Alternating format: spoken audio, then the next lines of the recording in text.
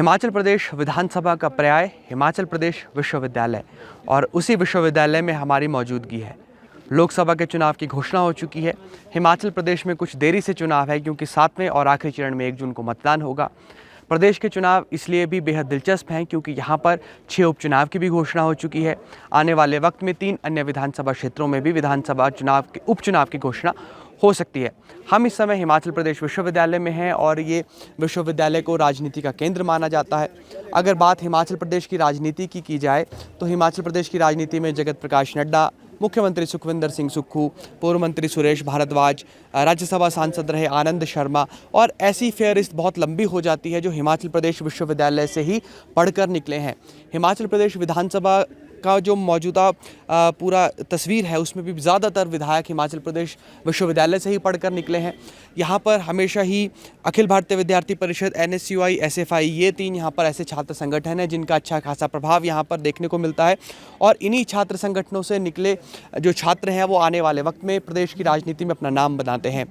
हिमाचल प्रदेश की बात करें तो ज़्यादातर आबादी यहाँ की युवा है और युवा लोकसभा चुनाव को लेकर क्या सोचता है, किन मुद्दों को लेकर युवा वोट करने वाले हैं।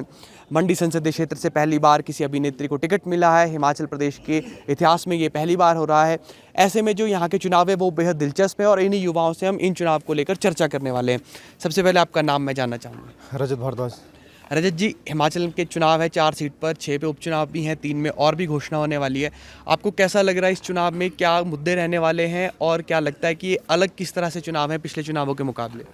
देखिए, हिमाचल प्रदेश के अंदर अगर मैं बात करूं तो 6 विधानसभा सीटों के अंदर और 4 लोकसभा सीटों के अंदर जो चुनाव है उसमें इस दफ़ा मुझे लगता है कि कहीं ना कहीं जो कांग्रेस है वो आगे रहेगी, क्योंकि अगर हम बात करें तो भाजपा जो है कांग्रेस मुक्त की बात कर रही है, लेकिन आज के परिदृश्य की अगर मैं बात करूं तो भाजपा के अंदर मुझे नहीं लगता कि उनके पास उम्मीदवार हैं।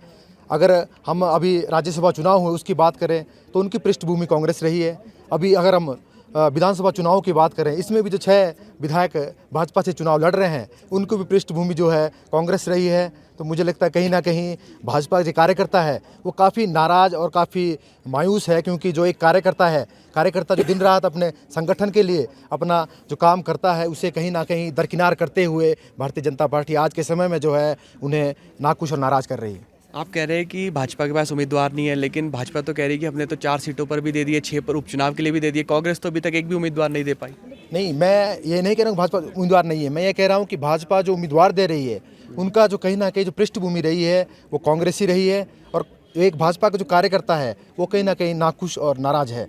कांग्रेस यूथ भाजपा की तरफ बढ़ रही है, बीजेपी, ऐसा? यस। आपका क्या नाम है? मेरा नाम यशवंत सिंह है। यशवंत जी, कहाँ के रहने वाले हैं आप? मैं चंबा का रहने वाला हूँ और मेरा जो संसदीय क्षेत्र पड़ता है वो कांगड़ा चंबा पड़ता है। अच्छा, और विधानसभा कौन सी पड़ेगी? विधानसभा क्षेत्र मेरा चुरा।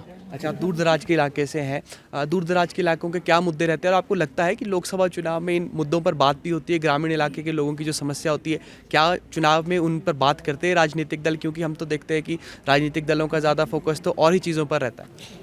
जैसा कि आपको विदित ही है कि चुरा विधानसभा क्षेत्र जो है एक एस्पिरेशनल डिस्ट्रिक्ट है, हर प्रकार से पिछड़ा है और लगातार यहाँ पे हमारे जो वर्तमान मुख्यमंत्री महोदय हैं ठाकुर सुखविंदर सिंह सुक्खू, वो लगातार जो है हर क्षेत्र में विकास करने की कोशिश कर रहे हैं और हर प्रकार से जो है युवाओं को नौकरियाँ हो, चाहे वो जिस भी क्षेत्र में हो, हर प्रकार से जो है उन्नत बनाने की कोशिश कर रहे हैं। तो मेरा यही मानना है कि आने वाले समय में जो हमारी कांग्रेस गवर्नमेंट है वो ज़्यादा से ज़्यादा हमारे चुरा विधानसभा क्षेत्र का जो है विकास करेगी और हर प्रकार से चाहे क्षेत्र जो भी हो, हर प्रकार से जो है युवाओं की जो है भूमिका उसमें रहेगी ही रहेगी।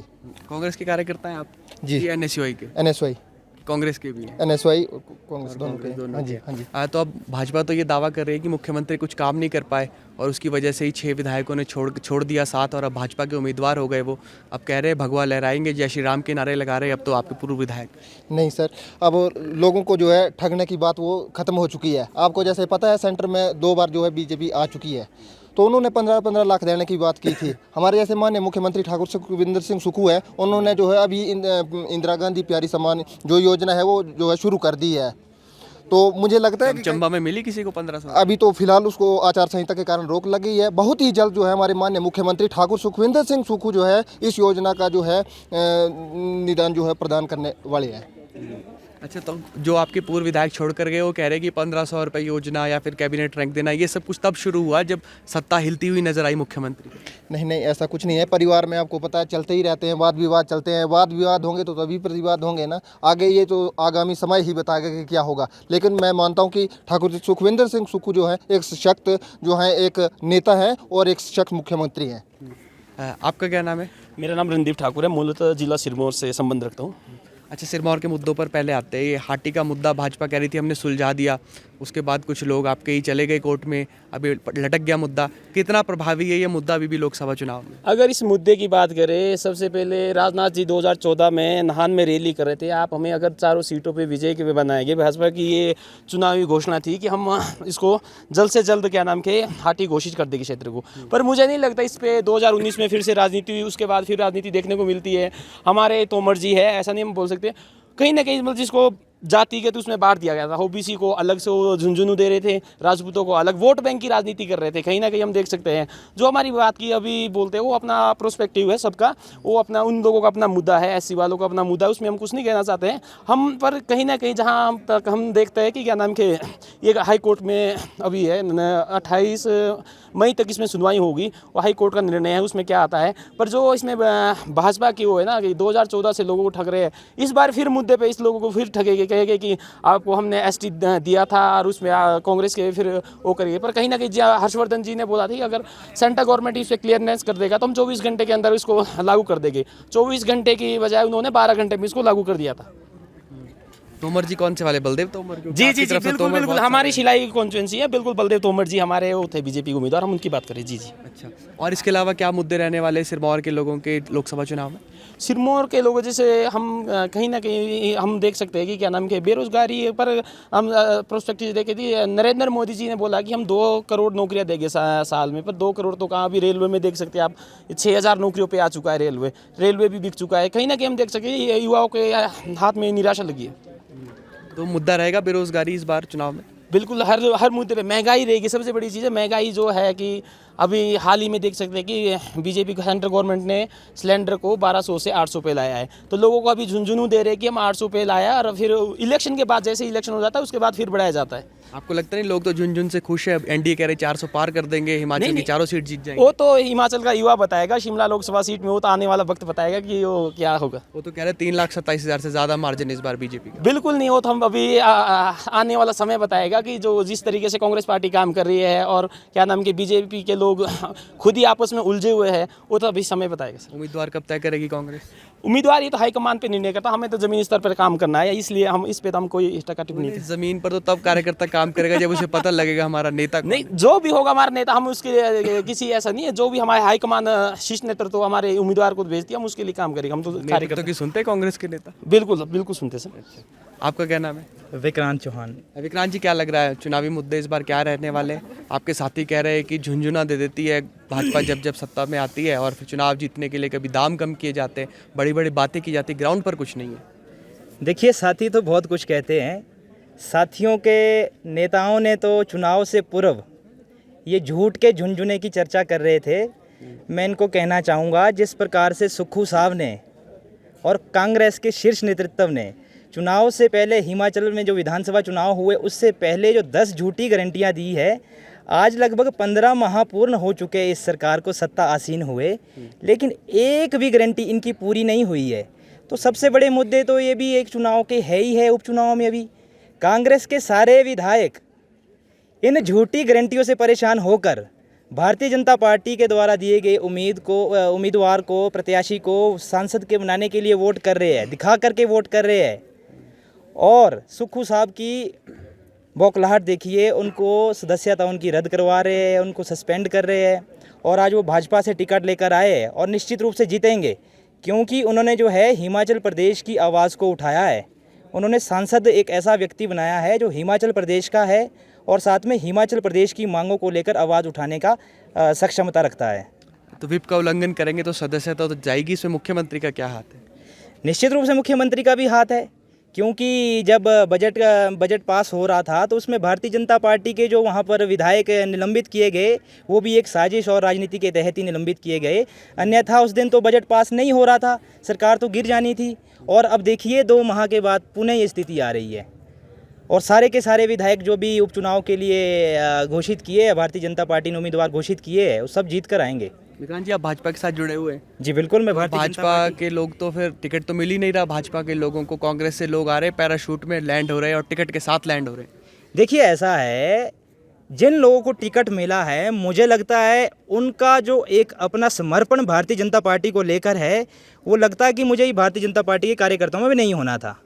क्योंकि वो लोग कांग्रेस के विधायक कांग्रेस के टिकट पर जीत कर आने के बाद मुख्यमंत्री को दिखा करके वोट डाल रहे भारतीय जनता पार्टी को। तो मैं समझता हूँ जब उन्होंने हिमाचल प्रदेश में कांग्रेस की सत्ता से राज्यसभा सांसद भारतीय जनता पार्टी का भेजा है तो मुझे लगता है वो इतना सा हक जो है भारतीय जनता पार्टी के टिकट का रखते हैं। कार्यकर्ता संगठन के साथ चलता है, पार्टी के साथ चलता है। निश्चित रूप से हम भी पार्टी के साथ चलेंगे क्योंकि उन्होंने हमारे राज्यसभा सांसद को जो है भेजकर दिल्ली यहाँ से भेजा है, चुनकर भेजा है। हम उनका स्वागत करते हैं, उनको टिकट दिया गया है, हम उनके साथ चलेंगे। भारतीय जनता पार्टी का जो शीर्ष नेतृत्व तय करेगा हम बिल्कुल उनके साथ चलेंगे, अक्षरशः पालन करेंगे। नहीं जीते अगर 6 कैंडिडेट तो नहीं जीते, ऐसे कैसे नहीं जीतेंगे? आप ग्राउंड पर जाकर देखिए, 10 गारंटियों में एक भी गारंटी पूरी नहीं हुई। इसीलिए 5 गारंटी सरकार दावा कर रही है। ओल्ड पेंशन स्कीम 680 करोड़ 1500 रुपए और इसके अलावा 2 अन्य योजनाएं जिसमें कृषि से जुड़े हुए लोगों को लोन दिए जा रहे हैं। 5 गारंटीज पूरी होगी, 5 को 4 साल में पूरा कर देंगे। आप कह रहे हैं एक भी पूरी नहीं हुई। कहाँ पूरी हुई है? महिलाओं को किसी को 1500 नहीं मिले, जिन्होंने भी फॉर्म भरे थे।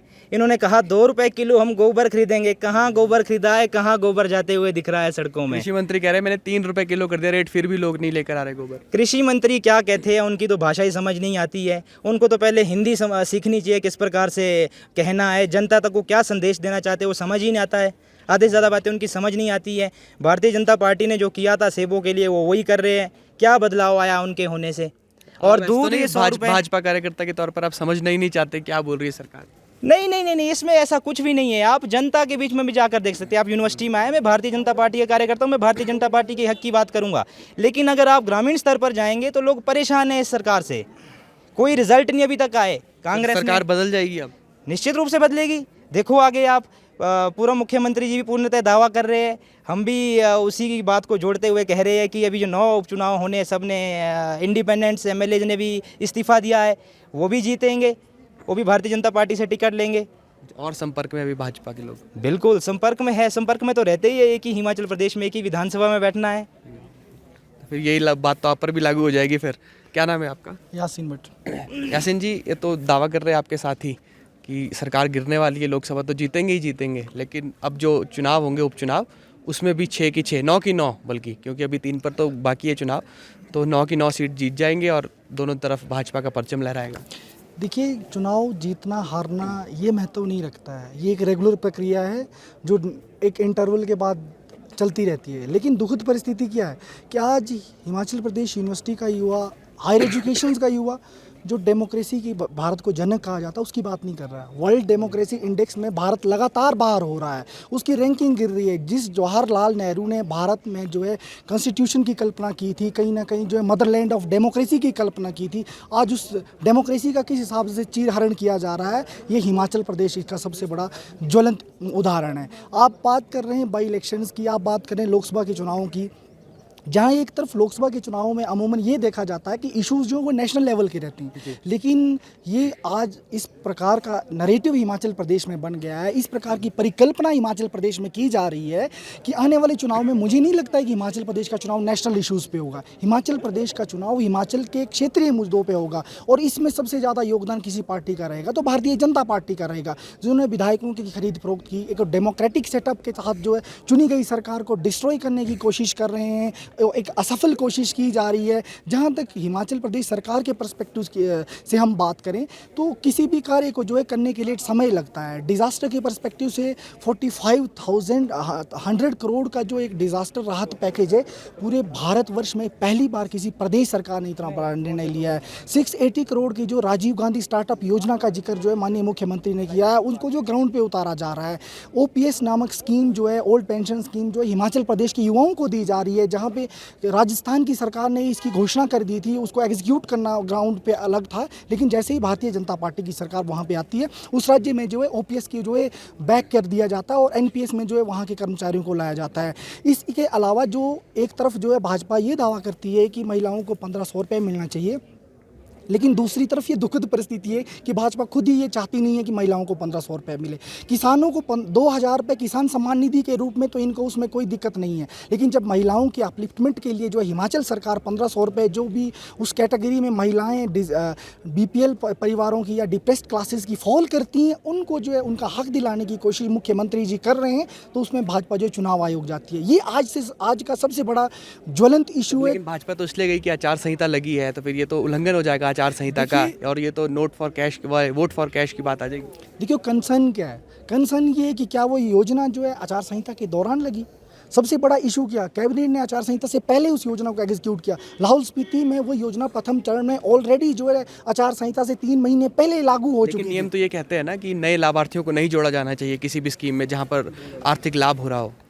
ऐसा क्यों है कि लाभार्थी जो है 1500 जो इंदिरा गांधी महिला सुख सम्मान निधि के रूप में जो किसान हिमाचल की अपलिफ्टमेंट के लिए, हिमाचल की महिलाओं की अपलिफ्टमेंट के लिए कांग्रेस सरकार दे रही है, वहीं देखे जा रहे हैं। किसान सम्मान निधि जो मोदी जी दे रहे हैं, किस प्रकार से उसकी एडवर्टाइजमेंट की जा रही है, किस तरीके से वो मिलनी जून में है, लेकिन न्यूज़ जो है मीडिया के जरिए देखें आप, चाहे डिजिटल या प्रिंट मीडिया के जरिए देखें, वो लगातार एक मैसेज दिया जा रहा है।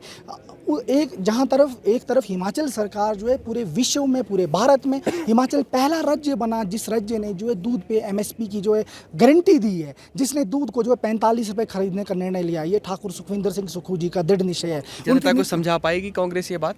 निश्चित तौर पर जनता को कांग्रेस को समझाने से ज़्यादा बेहतर जनता को BJP वाले खुद ही समझा रहे हैं कि ये डेमोक्रेसी के सेटअप में ही विश्वास नहीं रखते हैं। जिन लोगों ने पूरी उम्रें भारतीय जनता पार्टी को दे दी, आज वर्तमान प्रदेश है, ये में कैसी डेमोक्रेसी हमारे प्रदेश में आ गई है कि उनको कार्यालयों में मीटिंगों तक को करने के लिए जो है उनके कार्यालय नहीं खोले जा रहे हैं। ये सबसे बड़ा क्वेश्चन मार्क है। हायर एजुकेशन में होने हुए पॉलिटिकली इंटरेस्ट रखते हुए, डेमोक्रेसी का सेटअप देखते हुए, हम इसलिए जो है आज के वर्तमान परिदृश्य में पॉलिटिक्स में इंटरेस्ट रखते हैं कि कहीं ना कहीं डेमोक्रेसी के सेटअप को बढ़ावा दिया जाए, डेमोक्रेसी की परंपराओं को बढ़ावा दिया जाए। लेकिन 2014 के बाद तो उन परंपराओं को कहीं ना कहीं डिक्रीज करने की कोशिश की जा रही है।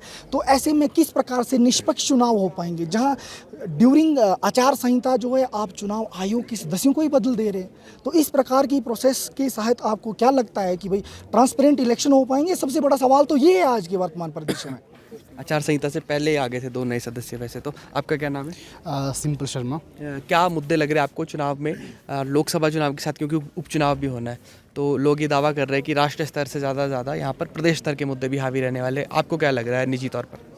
देखिए, लोकसभा के चुनाव में राष्ट्रीय मुद्दे ही मोदी जी के जो 10 वर्षों का कार्यकाल है उसको लेकर ही लोग वोट करेंगे।